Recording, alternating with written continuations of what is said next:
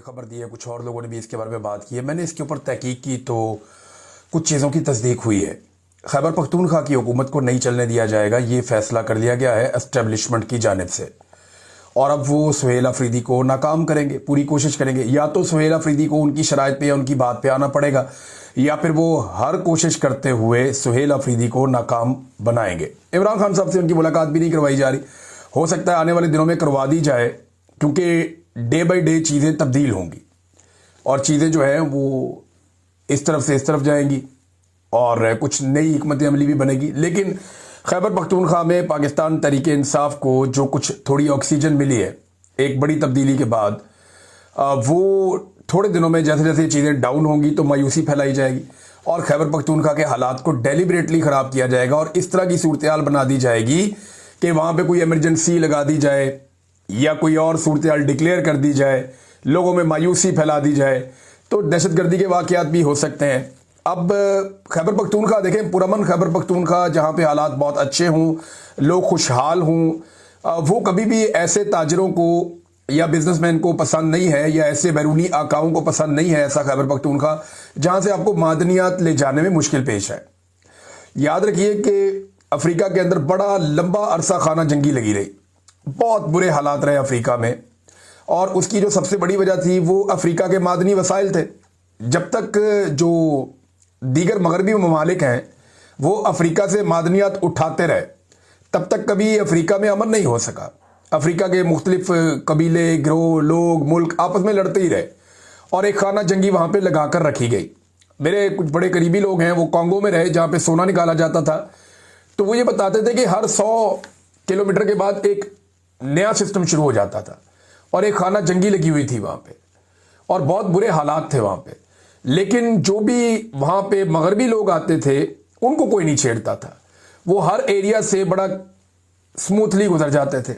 अब यही बात आप देखें ना बलूचिस्तान में है, बलूचिस्तान में किसी को भी अमान नहीं है सवाए उन लोगों के जो वहाँ से मादनियात ले जाते हैं, उन्हें कोई कुछ नहीं कहता क्योंकि वो सबको उनका हिस्सा देते हैं। तो इसी तरह खैबर पख्तूनख्वा अगर पुरअमन होगा तो ये मादनियात फिर कैसे बड़े आराम से उठा के वहाँ से निकाली जाएंगी, ये सवाल बार बार लोग उठाते हैं और ये जायज़ उठाते हैं क्योंकि हमने दुनिया में ऐसे मॉडल्स देखे। और अब शहजाद अकबर साहब हों या जो हुकूमती टाउट्स हों या बहुत सारे और लोग हैं, वो ये बार बार इशारा दे रहे हैं कि खैबर पख्तूनख्वा में हालात ख़राब होने जा रहे हैं। लेकिन उससे पहले सुहेल अफरीदी के लिए एक बहुत बड़ा चैलेंज है, वो मैं आपको बताता हूँ वो अब क्या है। एक नया चैलेंज खड़ा हो गया, लेकिन एक अच्छा ऐलान किया सुहेल अफरीदी ने। उसने हुक्म जारी किया कि आइंदा सरकारी इश्तिहार में या किसी भी सरकारी जो पब्लिसिटी है उसके अंदर किसी सियासी शख्सियत की तस्वीर नहीं लगेगी। ज़बरदस्त है, यानी पैसा जब आवाम का है तो आप इश्तिहार छापें और इन्फॉर्मेशन दें। ये अपनी शक्लें लगाना ये कोई मुनासिब बात तो नहीं है। अब पंजाब के अंदर चले जाएं, वफाक में चले जाएं, सिंध में चले जाएं, पूरे पूरे टब्बर की तस्वीरें ये लगा देते हैं। इनका बस नहीं चलता कि जो ख़ानदान में नए बच्चे पैदा हुए उनकी फ़ोटो भी लगा दें अखबारात में आवाम के पैसों से। तो यहाँ तो पंजाब में तो एक फ़ोटो कर दी जा रही है, हर तरफ एक मुंह है वो चिपका दिया जाता है। कभी उस मुंह के साथ ट्रंप को जोड़ देते हैं, कभी फील्ड मार्शल को जोड़ देते हैं, कभी नवाज शरीफ को जोड़ देते हैं, कभी किसी और को जोड़ देते हैं। तो एक अजीबोगरीब किस्म की सूरत हाल पंजाब के अंदर हम देखते हैं, एक फ़ोटोगर्दी चल रही है। लेकिन ये बड़ा अच्छा कदम है सुहेल अफरीदी ने उठाया कि किसी ये बाप का माल नहीं, आवाम का माल है। तो जो इश्तिहारात जारी करने हैं उनमें सिर्फ पैगाम होना चाहिए, किसी की पब्लिसिटी नहीं होनी चाहिए। इस पे अदालती फैसले माजी में मौजूद हैं, लेकिन इसके बावजूद लोगों ने बड़ा गंद मारा। ये गंडापुर साहब भी जब इनके इश्तिहारात लगते थे तो गंडापुर का भी शक्ल लगा हुआ होता था, जो नामुनासिब नहीं होना चाहिए था। हत्ता कि 14 अगस्त पे जो इश्तिहारात दिए गए उनमें कायदे आज़म का फोटो इन्होंने निकाल दिया अपने फोटो पूरे करने के चक्कर में। कायदे आज़म की जगह ही नहीं बीच में बन रही थी।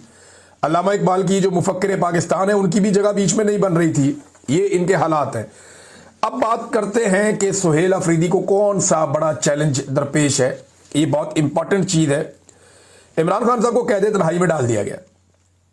अब उनकी मुलाकातें कोई नहीं होनी, क्योंकि मुलाकात वाला दिन था, पता चला फिर नहीं मिलने दिया।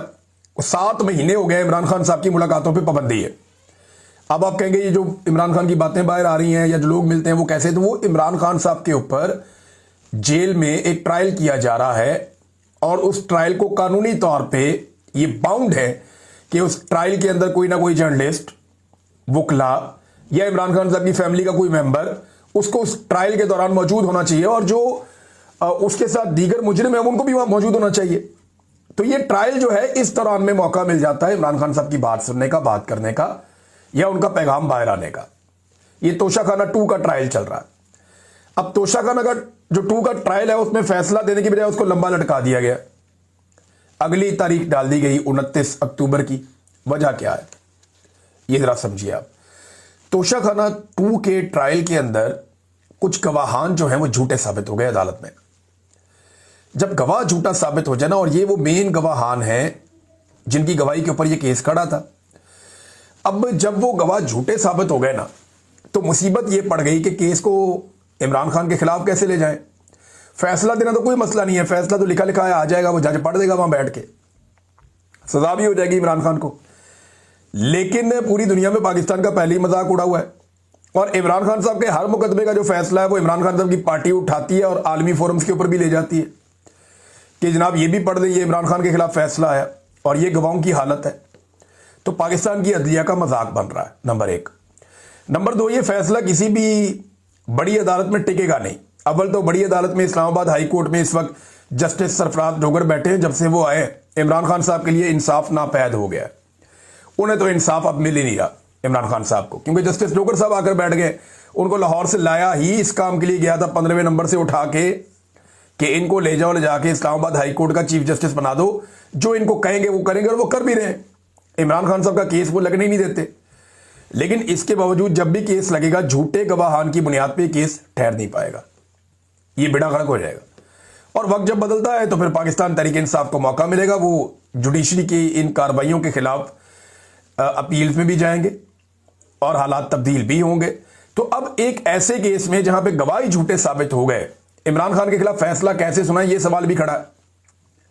तो इसलिए एक लंबी तारीख दे दी गई, और इस वक्त इमरान खान साहब को खामोश रखना भी मकसूद है, क्योंकि आर्मी चीफ की एक्सटेंशन का टाइम भी बहुत करीब है। और ऐसे में इमरान खान साहब वो वाहिद आदमी हैं जो आर्मी चीफ पर खुलकर तनकीद करते हैं। लिहाजा अगर इमरान खान ने आर्मी चीफ पर खुलकर तनकीद की और आर्मी चीफ की जो एक्सटेंशन है उसके लिए कोई रुकावट बनी, तो ये प्रॉब्लम है ना। लिहाजा उन्हें खामोश करके कैद तन्हाई में डाल दिया गया। अब सुहेल अफरीदी और पाकिस्तान तहरीक इंसाफ की क़यादत की ये बड़ी रिस्पॉन्सिबिलिटी है। एक तो इमरान खान साहब की बहनों ने कहा कि अदालत पे दबाव डालें आप लोग सब, पाकिस्तान तहरीक इंसाफ को, उनकी लीडरशिप को, उनके MPs MNA को, सबको निकल कर आना चाहिए और अदालत के ऊपर दबाव डालना चाहिए, रोला शोला डालना चाहिए कि भाई इमरान खान का केस सुने, आप क्यों नहीं सुनते, लगाएं केस। आप इतने केसेस सुनते हैं, बहुत गैर जरूरी केसेस भी सुनते हैं, तो पाकिस्तान का सबसे बड़ा लीडर है, सारी कौम उसकी तरफ देख रही है, आप उसका केस ही नहीं लगा रहे। आप केस लगाएं, उसका केस सुने।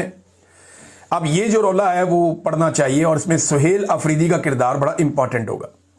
वो इमरान खान से मिलना चाहते हैं, इसके लिए खैबर पख्तूनख्वा असेंबली के अंदर करारदाद भी पास हो गई। वो इमरान खान साहब से मिलना चाहते हैं, इसके लिए उन्होंने जस्टिस याया अफरीदी से भी रब्ता कर लिया। वो इमरान खान साहब से मिलना चाहते हैं, इसके लिए उन्होंने इस्लामाबाद हाई कोर्ट में दरख्वास्त भी दायर कर दी। उस पर एतराज़ात लगे, वो एतराज़ात भी दूर हो गए। लेकिन सुहेल अफरीदी की अभी तक इमरान खान साहब से मुलाकात नहीं हो पाई, और ना ही वो मुलाकात तय हो पाई है। वज़ीर आज़म को भी उन्होंने कहा जी मेरी मुलाकात करवाएं, तो वज़ीर आज़म ने बेबसी का इजहार करते हुए कहा जी मैं पूछ कर बताता हूं, और तब से लेकर अब तक वज़ीर आज़म ने पूछ कर कुछ भी नहीं बताया। लिहाजा इमरान खान साहब को कैद तन्हाई में डाला हुआ है, और 7 माह हो गए उनकी मुलाकातें वैसे ही बंद हैं। ये तो सिर्फ केस की सूरत में हो जाती हैं। अब सवाल ये पैदा होता है कि क्या इस पहले इम्तिहान में सुहेल अफरीदी साहब कामयाब होते हैं कि इमरान खान साहब की कैद तन्हाई कम से कम ख़त्म की जाए। रिहाई तो बड़ी दूर की बात है। नाज़रीन, एक और ख़बर है, 9 दिन हो गए हैं, अभी तक साद रिजवी और अनस रिजवी का कुछ पता नहीं है। 9 दिन पहले मुरीदके से ये दोनों भाई गायब हुए थे, इनके साथ इनके और भी लीडरशिप के लोग मौजूद थे, और बड़ा रोला पड़ गया था कि ये गए कहाँ पे। पहले पता चला कि जनाब इनको अगवा कर लिया एजेंसियों ने। सबसे पहले तो ये गिरफ्तार हो गए, बाद में चला कि जी इनको एजेंसियों ने अगवा कर लिया। फिर बताया गया जी एक भाई जख्मी है, फिर बताया गया जी दोनों भाई जख्मी हैं, फिर ऐसी अफवाह फैली कि कोई एक इनमें से भाई जो है वो मर गया है। तो इस किस्म की चीज़ें जो है वो बार बार फैलाई गई और ये चीज़ें कही गई। जो एनी शाहिदीन है उन्होंने भी बताया कि एक को तो हमने जख्मी देखा है, और साद रिजवी के बारे में कुछ लोग कह रहे थे कि उनको जख्मी देखा है। लेकिन फिर जो हुकूमत के करीबी लोग हैं या वो जर्नलिस्ट जिन्हें इतला मिल जाती है एजेंसियों से भी, और उनका ये दावा सामने आया कि ये एजेंसियों की हिरासत में। मेरी अपनी दानिश में जो मेरा अपना एनालिसिस है वो यही कहता है कि चौथी सबसे ज्यादा वोट लेने वाली पार्टी है। अब इसकी लीडरशिप ऐसे तो नहीं छुपी रह सकती, वो तो गिरफ्तारी दे देनी चाहिए उनको। तो ऐसा नहीं है कि वो कहीं बाहर फिर रहे हैं, ऐसा जरूर है कि वो इस वक्त हसास इदारों की हिरासत में है और जख्मी है या ठीक है इसके बारे में कुछ पता नहीं, लेकिन बाहर के जो मामलात हैं, हसास इदारे जब तक उन मामलात को कंट्रोल नहीं कर देते तब तक इन भाइयों को मंजर आम पर नहीं लाया जा सकता या इन्हें सामने नहीं लाया जा सकता। और अगर इनमें से किसी एक को कुछ हो गया है जिसके बारे में खबरें चलती रही हैं तो फिर सूरत हाल बिल्कुल मुख्तलिफ होगी। लेकिन मुझे नहीं लगता जितने दिन गुजर गए हैं इतने दिन तक हुकूमत रिस्क ले नहीं सकती है ये एजेंसियों की हिरासत में। जब तक बाहर पूरा कंट्रोल नहीं हो जाएगा पूरी पार्टी पे, पूरे निजाम पे, हर चीज पे, तब तक इनको नहीं छोड़ा जाएगा और उनको अंदर तोड़ के छोड़ा जाएगा कि ये कोई ना कोई कंप्रोमाइज कर दे। मैं क्योंकि रहा हूं ना एजेंसियों की तहवील में, तो मुझे पता है कि वो आपको तोड़ते हैं, वो आपको कमजोर करते हैं और फिर आपको कहते हैं ये मान लो, ये मान लो, ये मान लो। तो जब इंसान मान लेता है तो फिर उसके बाद वो फिर कैलकुलेट करते हैं कि अब क्या करना है, क्या नहीं करना। लिहाजा मुझे लगता है कि उनको तोड़ने की कोशिश की जाएगी। और ये जो एक खबर चलवाई गई थी बाकायदा देकर, देखिए मैं ज़िया तनोली साहब एक जर्नलिस्ट हैं, सीनियर जर्नलिस्ट हैं और उनकी खबरें ऐसे बाउंस नहीं हो सकती। ये बाकायदा कहीं डिस्कशन हुई है और ये खबर जानबूझकर चलवाई गई है कि जो खादम हुसैन रिजवी मरहूम हैं उनकी कब्र को मुंतकिल करना है जनाब के, ले जाना किसी और शहर के अंदर। तो ये खबर जानबूझकर चलवाई गई होगी, इसका रिएक्शन भी देखने की कोशिश की गई होगी। अब इसमें जनाब जो इंफॉर्मेशन मिनिस्टर है पंजाब की, उसने कहा जी कबर ट्रांसफर की खबर से ये पीछे हट गए। वो उन्होंने कहा नहीं ऐसा नहीं हम कर रहे। और ये खबर शायद इसीलिए लगवाई गई थी ताकि जो दोनों भाई हैं वो जहां भी हैं उनको ये खबर पढ़वाई जाए और उनको दिखाई जाए कि हम ये भी कर सकते हैं और ये करने जा रहे हैं। इस तरह की चीजों से इंसान टूटता है ना, कमजोर पड़ता है। तो शायद ये कोई हिकमत अमली का हिस्सा हो सकता है एजेंसियों की या इस हुकूमत की। लेकिन फिलहाल हुकूमत इससे पीछे हट गई है और इंफॉर्मेशन मिनिस्टर ने कहा कि जी ऐसा कोई इरादा नहीं है, ये इंफॉर्मेशन मिनिस्टर ने कहा। अच्छा, इसी हवाले से एक और खबर यह कि मोहसिन नकवी की मुफ्ती मुनीब से मुलाकात हो गई है। अब ये मुलाकात मैंने देखी, बड़ी जपियां छपियां डाल के मिल रहे थे, बड़ी अच्छी बात है और मामला हल होने चाहिए। तो मुफ्ती मुनीब जो है ना, वो अब उम्मीद की जा सकती है कि जो रिजवी बरादरान है उनका कुछ पता चले या बाकी जो दीगर लोग हैं उनको कुछ पता चले, क्योंकि मुफ्ती मुनीब साहब ने हर